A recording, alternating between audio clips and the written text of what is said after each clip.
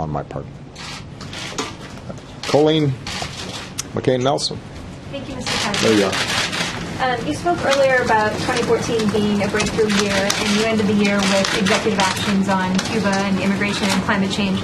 But you didn't make much progress this year on your legislative agenda, and some Republican lawmakers have said they're less inclined to work with you if you pursue executive actions so aggressively.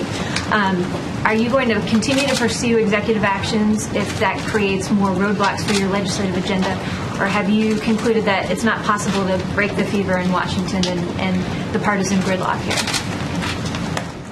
I think there are real opportunities to get things done in Congress. As I said before, I take Speaker Boehner and Mitch McConnell at their words that they want to get things done. I think the American people would like to see us get some things done. The question is going to be, are we able to separate out those areas where we disagree and those areas where we agree? I think there are going to be some tough fights on areas where we disagree. If Republicans seek to take health care away from people who just got it, they will meet stiff resistance from me. If they try to water down consumer protections that we put in place in the aftermath of the financial crisis, I will say no. And I'm confident that I'll be able to uphold vetoes of those types of provisions.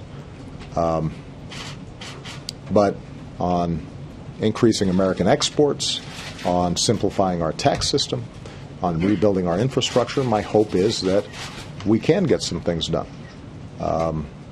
I've never been persuaded by this argument that if it weren't for the executive actions, they would have been more productive. There's no evidence of that. So I intend to continue to do what I've been doing, which is where I see a big problem and the opportunity to help the American people, and it is within my lawful authority to provide that help, I'm going to do it.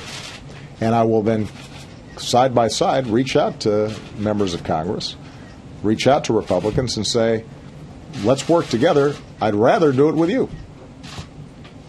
Immigration's the classic example. I was really happy when the Senate passed a bipartisan comprehensive immigration bill. And I did everything I could for a year and a half to provide Republicans the space to act, and showed not only great patience but flexibility, saying to them, look, if there are specific changes you'd like to see, we're willing to compromise. We're willing to be patient. We're willing to work with you. Ultimately, it wasn't forthcoming.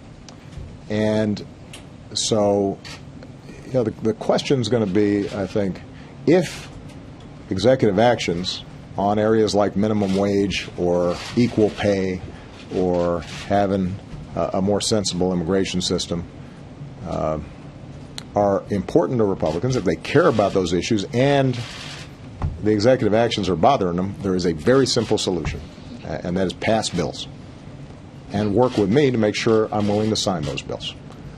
Because both sides are going to have to compromise. On most issues, in order for their initiatives to become law, I'm going to have to sign off.